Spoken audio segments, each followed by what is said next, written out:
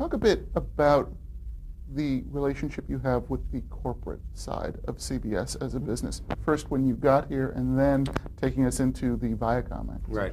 Well, there obviously has been a ton of changes since 1995, where soon after I got here, as we referenced earlier, once again, another cataclysmic change in that I was hired by Larry Tisch, and about a month after I got here, the company was sold to Westinghouse.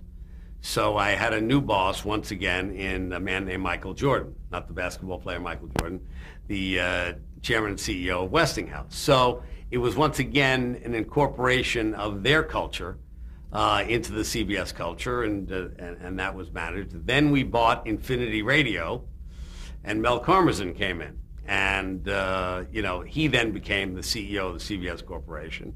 And then soon after, we got bought in 1999 by Viacom. Well, that's when the deal began. It may have closed in 2000. So suddenly, that all changed, and we were part of a much, much bigger corporate empire, with massive cable assets and the Paramount Picture Corporation and Simon & Schuster Publishing. And, it's always been a very interesting journey as you work your way up. As I said, I started out in entertainment, then became in charge of the whole network, then the whole television group, which included the stations as well. And then in 2004, Mel Karmazin left, and the company was divided, and Tom Preston and I became co-presidents of Viacom. And we divided up the assets of the Viacom Corporation.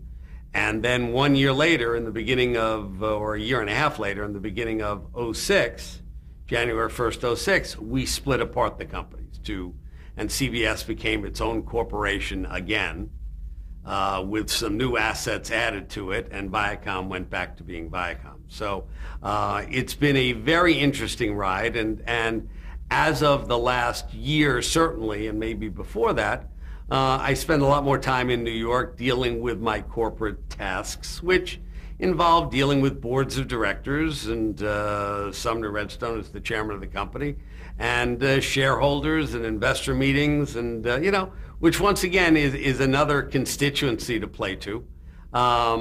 It's important that I still keep my hands on the content, on the creative side of the business, because that's number one what I most enjoy. And everything else sort of emanates from there, from the content. It's it's how you it's how you get to from one place to the other is having superior content. Talk about some of those players and your relationships with them. Specifically, let's start with Sumner Redstone. Sumner is a true 20th century mogul. He built his company from owning some movie theaters into buying Viacom, into buying Paramount Pictures, Paramount Studios, into acquiring CBS. Sumner is larger than life. A relationship with him is very good, very interesting. I am the CEO. He is the chairman. He lets me run the company. He's a very smart man. He wouldn't have built the company the way he did, unless he was smart. And but I feel free to run CBS the way I see fit. It doesn't mean he is not involved with discussions or decisions that we make, but it's a very good relationship. How hands-on is he? In terms of stock price, he is quite hands-on. He's very concerned about that, but as long as I'm hitting my numbers, he leaves me alone. He's aware of what we're doing here, but he really doesn't get involved. Some of the other names that you mentioned, Mel Karmazin. Right. Talk a bit about him. Mel was a very successful radio executive. He was very hard charging. He came in, he became a major force at CBS. He also left me alone. He knew the radio business very well. He was a darling of Wall Street, an extremely bright man, a great salesperson, and, was very successful. Then he left us to go to Sirius Satellite, where he is now. His claim to fame had been, he was Howard Stern's boss, and that was a very successful relationship for both of them, and now they're back together again. and Tom Freston. Tom Freston, you know, it was very interesting. Tom remains a very good friend. He was a good friend at the time throughout. By necessity, we became competitors. We were the two, let's say, shining lights at the Viacom Corporation. He obviously did a phenomenal job with MTV and all those MTV networks, and he was one of the founding fathers of that group, and I had CBS, and we were, and then when Mel left and we became co-presidents, by necessity, we became competitors. Our styles were very, very different. We remained friends throughout. I think we were both relieved when they split the company up, because being a co-anything is difficult, because you like running your own operation, you like doing things your way. So it was a relief to all of us. Tom, left Viacom a few months ago, and, we remain good friends. He's a very bright individual. He's, as I said, what he did at MTV is nothing short of miraculous. It was brilliant how he did that, and, I'm sure he'll continue to do well. Finally, and then we'll sort of get back to the anecdotal stuff about the individual shows. I'm curious, obviously you say it's important for you to stay involved with the content. How do you sort of reconcile the two, and what are the sort of the most important things for you to make sure that you're still absolutely a part of? Well, the good news is, now that I'm spending a lot of time in New York, the team that's here in California is basically the same team as I had before, with Nancy Tellem and Nina Tassler and Peter Golden heading casting, and Chris Ender heading publicity, and Ron Scalera heading promotion. It's really the same team, so it's almost like there was a template set. Now they're doing things somewhat differently, but I'm still involved in the casting, mostly by approval of every lead and every pilot that we do, and generally I'll know the actor and I'll have an opinion on that. I still read the scripts that they want to pick up for a pilot, You read every pilot script before? No, I wouldn't read every pilot script. I read less than I do, but I read the ones that they recommend be picked up, and a few other ones that aren't. In other words, if they're going to pick up 10 dramas, they'll send me their best 15 scripts, let's say. And I will read them and be part of the discussion on what will be picked up. When the pilots are finished, I will still be leading the charge in the scheduling decisions and the scheduling discussions and putting the schedule together. Okay, now there's a process right there that I've always been fascinated by. Take me into that room. Tell me who's in the room with you, right, and talk about the process of moving around those squares, right, what you consider, and how you prepare a schedule. The room starts out big and gets smaller and smaller and smaller, till at the end the room is sort of me. I'm exaggerating, but me and just a few key people. We have scheduling meetings throughout the year. We know where our strengths are and where our weaknesses are going into the season. Fortunately, we've had more pleasant surprises than bad surprises. So we know, like right now, it's the end of December. We know where our definites are today, where our maybes are today, and where our not coming backs are today. Once again, the good news is there are very, very few that are already not coming back. We have very few open time periods, and the good news about having maybes is you have a certain bar set, and shows got to go beyond the bar. Anyway, we've screened all the pilots. We've looked at testing before we get into those rooms, and we have generally an idea of which shows probably are going to get on the schedule. And, I keep scheduling boards in both cities right in front of me, so I'm scheduling all the time. I'm keeping that in mind as we're picking up shows. But you go into the meetings, and every division, every part of the CBS network has a say about what they think would do better. The research guys have one point of view because they have the shows that tested higher. The sales guys would always prefer more comedy. They can get, generally speaking, more money for comedies than dramas.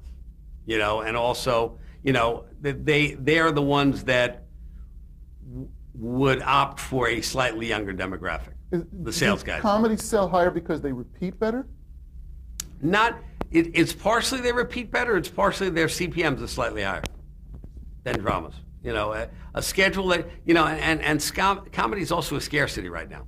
So you can get higher dollar amounts for the same number as that, and that's important to it. Then you get affiliate relations. Then you get promo guys. And everybody has different points of view, but you discover through this process that there are certain common themes about which shows everybody really wants on the schedule. There are certain things that become obvious. In other words, if you have a great time period and a great drama that just fits, so you take in a lot of things into consideration. A, does this fit with the show going before it? Although that may become less relevant as time goes on and people are jumping around more. But I still think it's important from a promotional point of view that the show that follows Criminal Minds is CSI New York, and they go together. There's a certain similarity. You like one, you'll probably like the other. So there gets to be, sort of a, you hone in on different things, and usually it doesn't take all that long. After usually a day and a half, you're usually down to like 2 choices for one time period and 2 choices for another, and that's really it. And everything else is really pretty well done fairly early on. Knowing you as a competitor, as much as you are, how much do you consider the schedules of the other guys? When I first got here, a lot. Because we were in last place, we had to be the counterpuncher. The other 2 guys had comedies, we had to go for drama. If the other 2 guys had this, we went a different way. In other words, when you're going up against a really strong show on another network, you should zag when they're zigging, So there was a lot more of that. Now that we have had a great deal of success, we worry about them less and less. Obviously, the monster hits you keep an eye on. You know how big American Idol's going to be. So you think, okay, fortunately, NCIS has done remarkably well against it. It's a very different audience, and we've done well there, But we put Criminal Minds last year up against Lost, which was a monster hit. It was a different sort of drama. And the good news this year, in viewers at least, Criminal Minds was beating it. It was a big swing going this way, and they just moved Lost to 10 o'clock, and Criminal Minds is, has become an established hit. So rarely do you look at the other guy's schedule and say, gee, I shouldn't go there. Because they have that territory mapped out. I think it's very interesting this year also, and I don't think we've ever seen this before, that the number 1 and the number 2 shows in the country are against each other, with Grey's Anatomy and CSI in the same time period, which is pretty unusual. So, so there are a number of factors that go into consideration of how you put your schedule together. But you know what? By the time you're ready to announce it, everybody's feeling good and everybody's really secure that we've put the best team on the field. I know that certainly when you first started here, you must have had some conflicted feelings about going after NBC's Thursday night, having been so much a part of Friends and ER.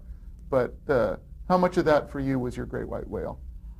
Oh, you know what? It wasn't a conflicted feeling. I just knew we couldn't beat them for a while, It was a very significant moment for us because when you have Friends and you have Seinfeld and you have ER and you have Cheers, that's a hard lineup to beat. So once again, we went older. We went with Diagnosis Murder, and it did fine. In other words, we were going for viewers because they were dominant in the demographic. You couldn't get near them. They were so far ahead on Thursday night. And then that lead started to fade. And then it became, that was the only night that they were dominant. We were starting to beat them on all other nights. And then we had, the fortuitous events of 2 things happening. Survivor coming on in the summer and CSI coming on in that fall that both became big, big hits. And we had a decision to make, and it started with Survivor. Okay, Survivor was on in the summer, big hit. Obviously, we ordered another Survivor. Goes on the air in February. Where are we putting it? Where are we putting it? When we had the discussions in October and November, suddenly we have this show. Survivor had been on Wednesday at 8. Then we had CSI, which launched in the fall, Fridays at 9. And it was, okay, we'll dominate Wednesday if we keep Survivor there. We're dominating Friday. And Kelly Call, who's head of scheduling, said, now's the time. We got to go after them. We're never going to have this opportunity again to put Survivor and CSI on Thursday night and finally bring down NBC, which is exactly what we did. It was a very gutsy move because if it didn't work, we screwed up Wednesday night and we screwed up Friday night and we still lost Thursday night. But suddenly Friends had a competitor. Survivor didn't beat Friends, but it did very, very well. And CSI began winning at 9 o'clock, and suddenly CBS was winning Thursday night for the first time in, I think it was 25 years. So it was a very significant moment. Let's talk about both of those programming pieces. Obviously, Okay. those are historic programs for CBS. Yes. Yes. Talk about the Odyssey Survivor took Okay. to get on your air. Survivor earned its way on the air. It didn't get on easily. A young executive at the time named Gen Maynard, who was actually working in drama programming, came to see me and he said, I heard this idea, which I think is a terrific idea, and he basically pitched me in 30 seconds Survivor. And my first reaction was, that's the stupidest idea I ever heard. This is not a cable network. This doesn't belong on CBS. You're going to have 16 people on a desert island and one of them's going to get thrown off every week. But to his credit, he was very persistent. He really believed in this show. And it actually, in fairness to him, it took a lot of guts to keep coming to my office with an idea that I clearly was not responding to. But he actually ganged up on me. He got a couple of the other younger executives at CBS to say, that Survivor thing is pretty interesting. It's pretty interesting. So he said, do me a favor, meet Mark Burnett.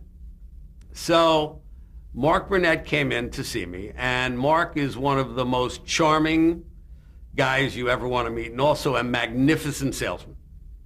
Now, I was a pretty good salesman, so it takes one to know one, but he was great. And he laid out the show from beginning to end. He basically, minute by minute, he put a picture in my mind, which is what anybody should do when they're pitching a show.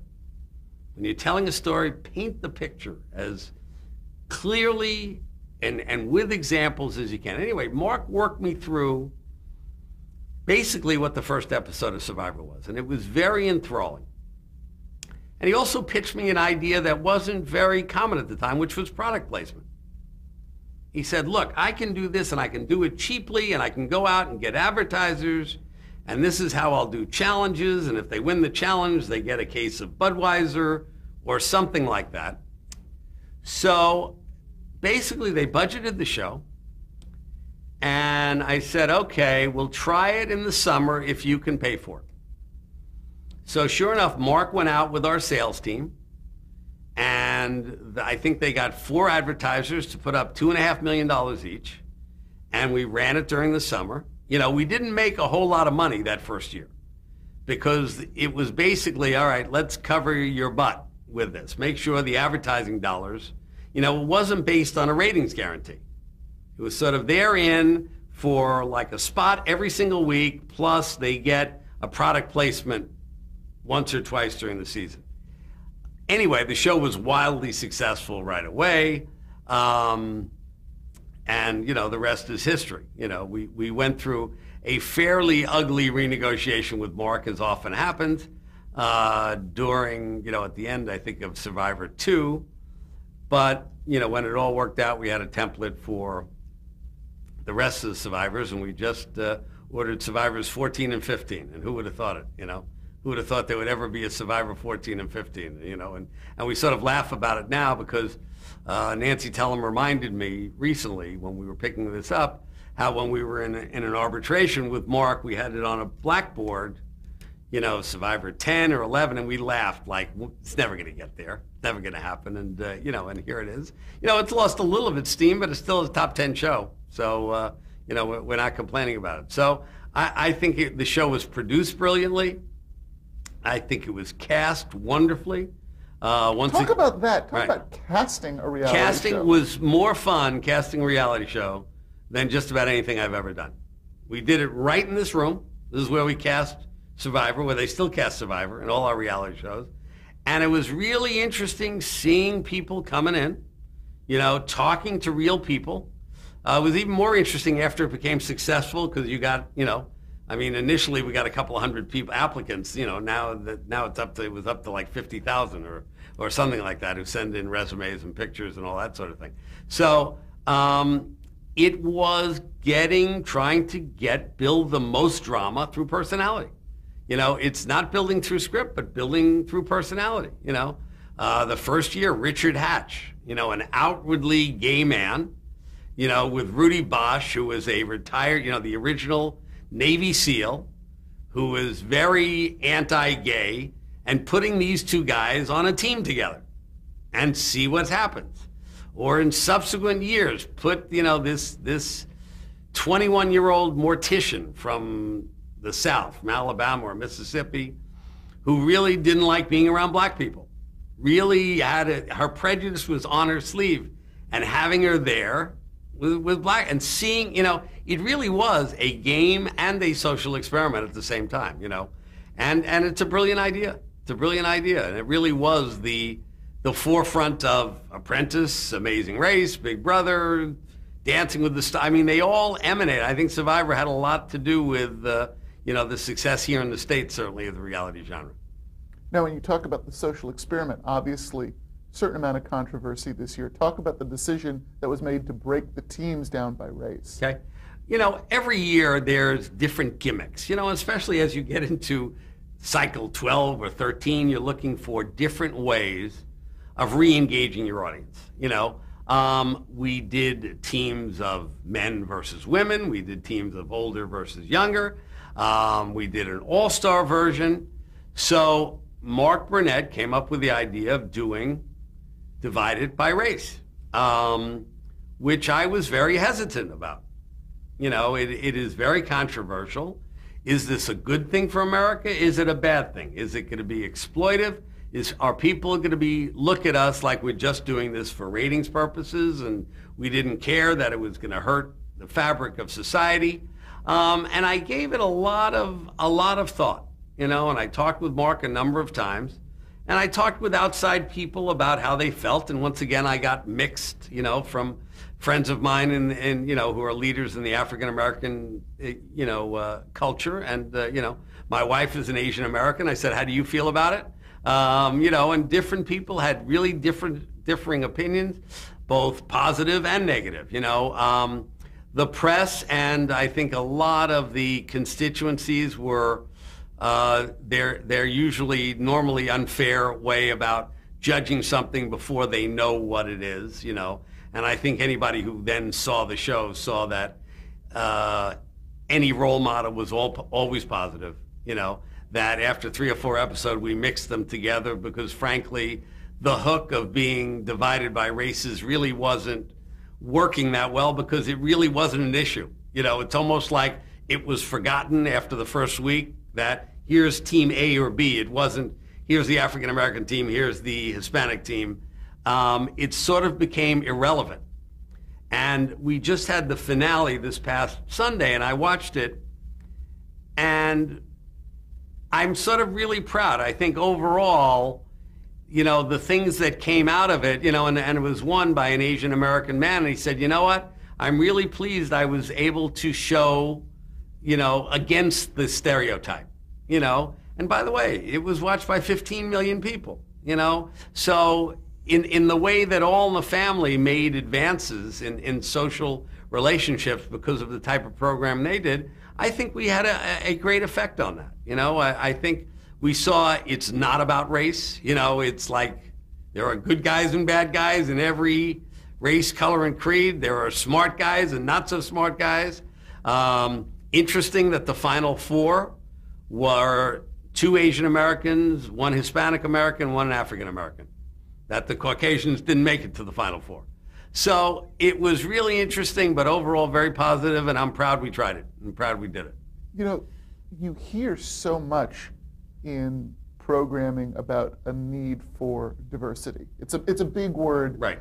With development, with casting. Yes. Talk about your perspective, your philosophy about that as an issue. Yeah, you know what? I think it's an absolutely valid issue. I do think, it really is gratifying when you hear people talking about it, saying, that people grew up, whether they be African American or Asian American, that they grew up watching television. There's nobody who looked like them on television. So I think the business, is doing better now about realizing that it is an issue and it's really important to be more diverse. And we've really made an effort, and there have been strides made, I think, by all the networks. Whenever possible, I love the casting when we have a role listed and you'll have a 40-year-old African-American male reading against a 20-year-old Latina, against somebody else, that the role could be done by anybody. It's who's the best actor, what's the most interesting combination. And by the way, we have a lot of ensemble dramas. And every single one of them, almost without exception, has at least one African-American and one Latino in it, and they're really diverse. And I think it's real positive. They're real positive role models. And, I think it's an important issue, and that television needs to be represented in a big way here. So that's conscious then on your part? Totally. Absolutely. All right. Now talk about the development process and then getting CSI on your air, and then, of course, the subsequent spin-offs. Okay. CSI, Nina Tassler, president of our entertainment division, who at the time was head of drama, developed this show. We had been courting Jerry Bruckheimer and Jonathan Lippman, who's the head of his TV group, for a long time to do something. They came up with this, they found this writer, Anthony Zeiker, who was a young writer from Las Vegas. He was working as a tram driver in Las Vegas when he wrote the CSI script. Evidently, he wrote a couple of feature spec scripts, met with Jerry. Jerry liked him. He pitched Jerry this idea for CSI. Came in. Nina really loved it. She bought the idea. We had earlier signed a development deal with Billy Peterson. He was one of the actors who I had been keeping my eye on, I think I had a meeting with Billy Peterson once a year for 8 years until he finally signed a deal, because I said, this is a terrific actor who was made for television. He was great in all his independent movies, and I knew he'd be a big TV star if he found the right thing. So anyway, Anthony came in with Lippman and Bruckheimer. Nina bought the script. They wrote the script. They attached Billy Peterson to the script before it was written. One of our last pickups is a script. One of the last scripts developed, and probably the last pilot picked up at the time.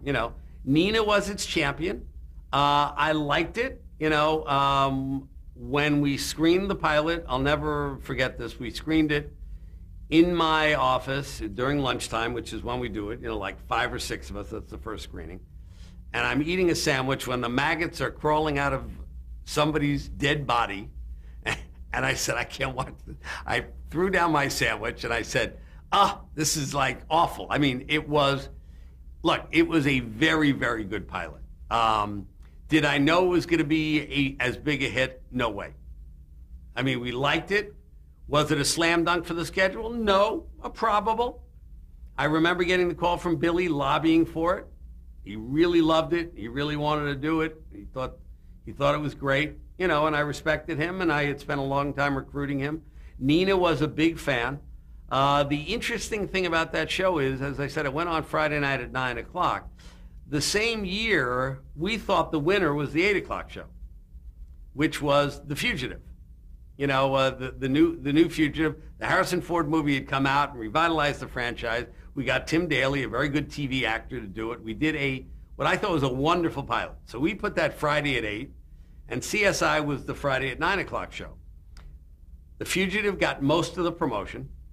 As I mentioned yesterday or before, we did research on CSI. We were actually very pleasantly surprised. The research said people are really grabbing onto this more than we would have expected. There's really something here. We also, in putting out our promos, you do these things called awareness studies. In other words, how effective are your promos being? And CSI was grabbing people's attention from the promos. There was something happening out there. So the show's open, And Fugitive did fine, but CSI beat it first week out of the box, which is very unusual. Especially, Fugitive had a great name recognition. CSI, nobody heard of it. By the third week, CSI was clearly a smash hit. On Friday night, it was growing with a rocket. Fugitive was sort of laying there, you know, and it was clear we had caught lightning in a bottle with CSI. You know, and then, as I mentioned, we moved it to the fateful Thursday night, which that night changed our fate. We had Survivor and CSI come in on Thursday, and they really sort of took a big chunk out of NBC. And for the first time, we were going to win Thursday night. It was pretty significant.